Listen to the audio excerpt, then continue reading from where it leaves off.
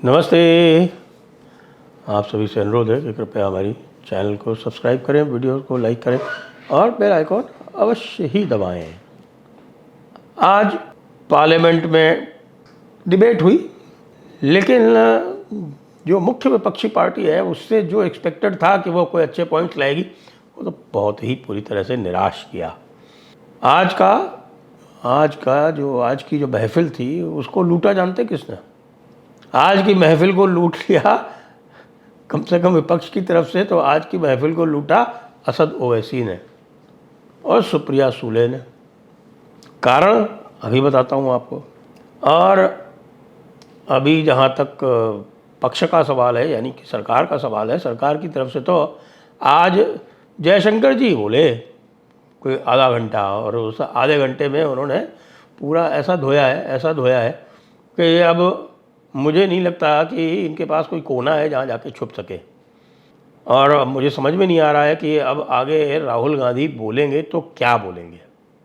राहुल गांधी के पास बोलने के लिए जो भी कुछ उनके अत्यंत कुशल वक्ता जो उनके इर्द गिर्द रहते हैं दोनों तरफ, यानी कि Gaurav Gogoi, deputy leader of the Lok Sabha opposition, deputy leader of opposition in Lok Sabha, और दीपेंद्र हुडा ने उन्होंने भी महफिल लूटने का पूरा प्रयास किया जब उन्होंने कहा कि भाई यदि आप डोनाल्ड ट्रंप को कुछ कह नहीं सकते तो भारत से मैकडोनल्ड को बैन कर दीजिए। अभी तक हम ये पता करने का प्रयास कर रहे हैं कि ये उनका एक मजाक था या कि उन्होंने ये सीरियसली कहा था। जहाँ तक लोग बता रहे हैं, जो भी लोकसभा में प्रेजेंट थे और जो जानते हैं दीपेंद्र हुडा को, वो कह रहे नहीं, ये वो सीरियसली कह रहे थे। असद ओवैसी ने, जिनको हिंदुओं से कोई प्यार नहीं है, बिल्कुल समझ लीजिए आप, और उनका जो ध्येय है, अंतिम लक्ष्य है, वो वही है जो सारे मौलानाओं का है। किसी का कोई उसमें संदेह वाली बात नहीं है। लेकिन राष्ट्र की बात पे तो वो बंदा भी पाकिस्तान के विरोध में खड़ा हुआ है। उसने महफिल कैसे लूटी? उसने महफिल ऐसे लूटी कि उसने जो है मोदी जी को ही या सरकार को कटघरे में खड़ा कर दिया कि भाई आप कह रहे हो कि ट्रेड नहीं हो सकता, पानी नहीं दे सकते और किसी तरह का कॉन्ट्रैक्ट नहीं हो सकता, हम बातचीत नहीं कर सकते, डायलॉग नहीं कर सकते, लेकिन क्रिकेट खेल सकते हैं। ये पॉइंट ला के असदुद्दीन ओवैसी ने ये दिखाया कि भाई कंस्ट्रक्टिव डिबेट यदि होती है तो कैसी होती है। वो व्यक्ति ऑल पार्टी डेलीगेशन का सदस्य था। ऑल पार्टी डेलीगेशन के सदस्य के रूप में उनको मुस्लिम देशों में भेजा गया और मुस्लिम देशों में उसने पाकिस्तान की ज़बरदस्त मजम्मत की, भारत की पूरी तरह से पैरवी की, और आज भी सेनाओं के लिए कुछ नहीं कहा, सेनाओं की तारीफ़ की। और दूसरी तरफ से कांग्रेस वाले जो थे, जब सेनाओं की तारीफ़ हो रही थी, उनसे कहा जा रहा था कि जरा थोड़े से टेबल तो थपथपा दीजिए, मेज़ तो थपथपा दीजिए, तो उनसे मेज़ तक नहीं थपथपाई जा रही थी। और जो हमारे प्रिंस लिंग हैं वो ऐसे करके बैठे हुए, जैसे बैठते हैं जैसे कि अपने घर पे सोफे पे बैठते हैं, उस हिसाब से उनकी वो स्टाइल है। वो स्टाइल इसलिए है क्योंकि उनको ये लेफ्टिस्ट ने सिखाया है कि ये जो सारी इंस्टीट्यूशंस हैं, सो कॉल्ड डेमोक्रेसी है, ये कुछ नहीं है, ये शोषण का एक तरीका है और इसके प्रति आपको पूरी तरह से कंटेम्पचुअस रहना चाहिए। आपको ड्रेस भी ठीक से नहीं करना चाहिए। वहाँ आप जाएं तो आप कैजुअल जाएं, वहाँ आप जब बैठें तो कैजुअल बैठें। इससे ये लगेगा कि आप इन इंस्टीट्यूशंस के प्रति कंटेम्प्ट रखते हैं, और ये एक आपको रेवोल्यूशनरी छवि देगा। आप व्यक्ति में जितना ब्रेन होगा, जितनी बुद्धि होगी, वो उतना ही तो वो सीखेगा। कांग्रेस पार्टी के, जी हाँ, मैं कांग्रेस पार्टी कह रहा हूँ, ऑपोजिशन नहीं कह रहा हूँ, क्योंकि ऑपोजिशन से तो सुप्रिया सूले भी खड़ी हुई थी और उन्होंने पूरी तरह से सरकार की लाइन की पैरवी की। कानीमोदी भी इस मामले में, उन्होंने, सरकार ने जब उनसे कहा ऑल पार्टी डेलीगेशन में जाने को, तो वो तैयार हो गई। और कांग्रेस ने क्या किया? कांग्रेस ने शशि थरूर को वक्ताओं के पैनल से हटा दिया। तो ये जो पार्लियामेंट की डिबेट इन्होंने करवाई है ऑपरेशन सिंदूर की, कांग्रेस वालों ने ख़ास तौर से आगे बढ़ के कि हम इससे प्राइम मिनिस्टर को एक्सपोज करेंगे, कि वो आज के दिन ही बुरी तरह से एक्सपोज हो गए। और उनको एक्सपोज करने वाले उनके खुद के ऑपोजिशन के जो संगी साथी थे, यहाँ तक कि एन.के. प्रेमचंद्रन जैसा जो खांटी कम्युनिस्ट है, उसने भी जो बातें कही वो उसमें काफ़ी कुछ सेंस बनता है। भाई आप सरकार को क्वेश्चन करें, इंटेलिजेंस पर क्वेश्चन करें, लेकिन अगर आप बहसरन की बात कर रहे हैं तो आप वहाँ की जो सरकार है उसको क्वेश्चन नहीं कर रहे। To the credit of union government, वो ये ब्लेम गेम में नहीं फंस रही, वो बिल्कुल स्ट्रेट फॉरवर्ड बात कर रही है। फिर इनके प्लैंक क्या थे देखिए, अभी तक जो दिख रहा है उसमें जो मुख्य प्लैंक्स थे इनके वो ये था कि साहब आपने युद्ध क्यों रोका, आप जीत रहे थे, आपके पास POJ लेने का मौका था, आपने युद्ध क्यों रोका। दूसरा कि आपने ट्रंप के दबाव में क्यों रोका, डोनाल्ड ट्रंप है, अगर ट्रंप अगर गलत कह रहा है आपके हिसाब से तो मैकडोनल्ड को बंद कीजिए, दीपेंद्र हुडा। फिर आपने पाकिस्तान के साथ अपने आप को दोबारा हाइफेनेट करवा दिया, हमने बड़ी मुश्किल से डी-हाइफेनेट करवाया था, बड़ी मुश्किल से हमने डी-हाइफेनेट करवाया था, आपने वापस हाइफेनेट करवा दिया। आपके साथ कोई देश नहीं खड़ा है, आप चीन से डरते हैं, टू फ्रंट बनवा दिया आपने, तो साहब आप हमारे जयशंकर जी को जानते हैं, जयशंकर जी ने ऐसे प्यार से धोया है, एक एक फैक्ट दिखा के। अब उसकी चंद बानगियाँ ही बता देता हूँ मैं आपको कि जब बात आती है इसकी कि साहब आपने इसको क्यों रोका, रक्षा मंत्री ने स्वयं बता दिया था कि भाई हमारे ऑब्जेक्टिव्स थे, हमें कोई पाकिस्तान से लड़ाई थोड़ी ही लड़नी थी, हमको तो टेररिस्ट के ऊपर आक्रमण करना था, वो हमारा ऑब्जेक्टिव मीट आउट हो गया। फिर उन्होंने जब रिटेलिएट किया तो हमने उनको जवाब दिया, और जवाब में जब वो पिट गए, नाम आया इशाक दर का, और इशाक दर का वो कोट किया, मेरे ख्याल से अनुराग ठाकुर ने कोट किया, जिसमें वो कह रहे हैं कि साहब कि हमारे तो सेनाएं पिट गई थी, हम बेबस हो गए थे, इसलिए हमें सीज़ फायर की भीख मांगनी पड़ी। ये पाकिस्तान का डिप्टी प्राइम मिनिस्टर कह रहा है, और हमारे वाले क्या कह रहे हैं, आपने सरेंडर कर दिया ट्रंप के सामने।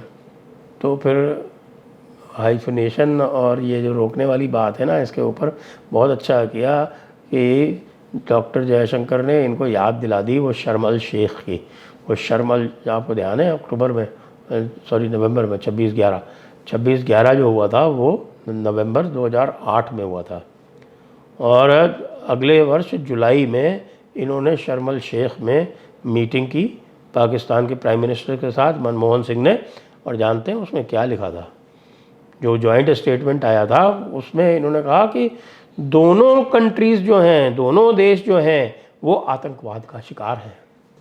यानी बजाय आप कुछ करने के, क्योंकि उस समय तो आपको ध्यान है ये भी आया हुआ है, इनकी किताब जो लिखी है चॉइसेस वाली किताब लिखी हुई है, बायोग्राफी है चॉइसेस मनमोहन सिंह की, और उसका रेफरेंस दिया आज डॉक्टर जयशंकर ने, और ये भी बताया कि साहब उसमें ये साफ लिखा हुआ है कि इन्होंने कहा कि नई लड़ाई से कोई फ़ायदा नहीं होगा, 26/11 के बाद की बात है ये, कि लड़ाई से कोई फ़ायदा नहीं होगा, हम डिप्लोमेटिकली इस मामले को सॉल्व करेंगे। और डिप्लोमेटिकली जाके शर्म अल शेख में ये कहा कि नहीं, ये 26/11 जो है ये तो पाकिस्तान तो कैसे कर सकता, पाकिस्तान तो स्वयं आतंकवाद का शिकार है, बलूचिस्तान का नाम लिया है उसके अंदर।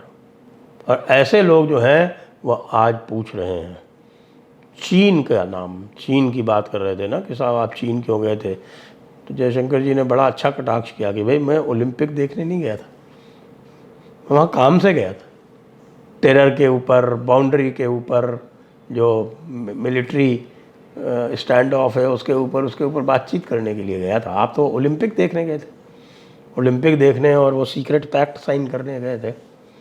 मुझे पता नहीं है इसका जवाब कैसे मिलेगा, क्योंकि मैं तो ये देख रहा हूँ आगे कि अभी तो अमित शाह जी का जवाब बाकी है, अभी तो प्राइम मिनिस्टर का जवाब बाकी है।